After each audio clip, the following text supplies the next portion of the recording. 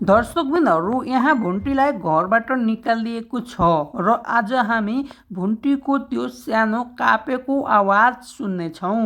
आमा, मैले तिमीलाई छोडेर गएँ आज भने सारा दुनियाँले मलाई छोडेर गयो। आमा, तिम्रो छाया बिना म जिउँदो भए पनि लास जस्तै भएँ। मैले तिमीलाई छोडेर जाँदा विवाह गरेर नयाँ घर बसाउँछु, सुख पाउँछु भनेर जाँदा आज मनमा ढुङ्गा राखेर म यही बाटोमा एक्लै उभिएकी छु भनेर आफ्नो आमालाई भुन्टीले भावुक भएर रुँदै कल गरेकी थिइन्। दर्शकबिनहरू, आमा, मैले कसैको केही बिगारेकी थिइनँ। म त छोरी भएर जन्मेको, अपराध मात्र बोकेकी रहेछु। ससुरालीले अब तिमी हाम्रो होइनौ भन्ने माइती फर्किन लाज लाग्यो आमा।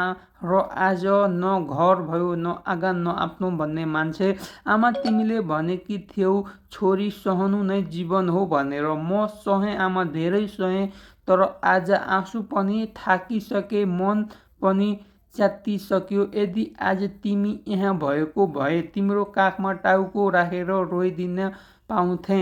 र आमा, म आजबाट बलियो बन्दैछु भनेर भुन्टीले आफ्नो आमासित दुःख पोखेकी छन्। तर तिम्रो सम्झनाले आज फेरि मलाई कमजोर बनाइदिएको छ आमा भन्दै भुन्टी भावुक भएर आफ्नो आमासँग भुन्टीका ससुराले भुन्टीलाई राम्रो गरे पनि भुन्टीको बुढा, भुन्टीको घर परिवारले भुन्टीलाई दुःख दिएको कुरा आफ्नो आमालाई सुनाउँदै भावुक भएकी छन्। दर्शकबिनहरू, यो आवाज केवल भुन्टीको होइन, यो आवाज हजारौँ छोरीको पीडा हो जसले माया खोज्दा अपमान पाए र घर खोज्दा सडक भेट्ने भएको छ। अब प्रश्न एउटै छ, के भुन्टीको जीवनमा फेरि उज्यालो आउला त? साथीहरू, तपाईँहरूलाई के लाग्छ त? अब फेरि भुन्टी र भूपेन्द्रको एक हुन्छ कि हुँदैन मिलन?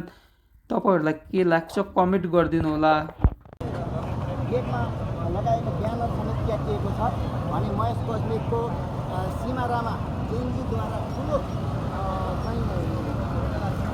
एकदमै पूर्ण विरोध भएको छ। सीमा रामाले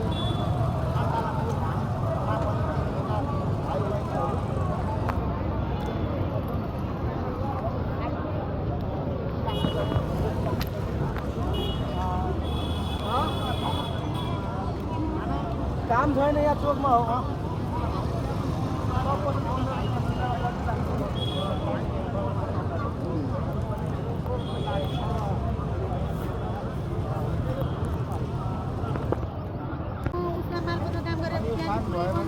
मालपत्र बन्द भइसक्यो।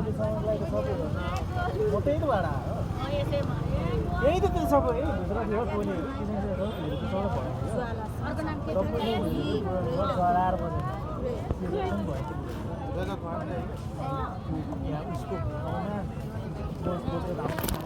उसको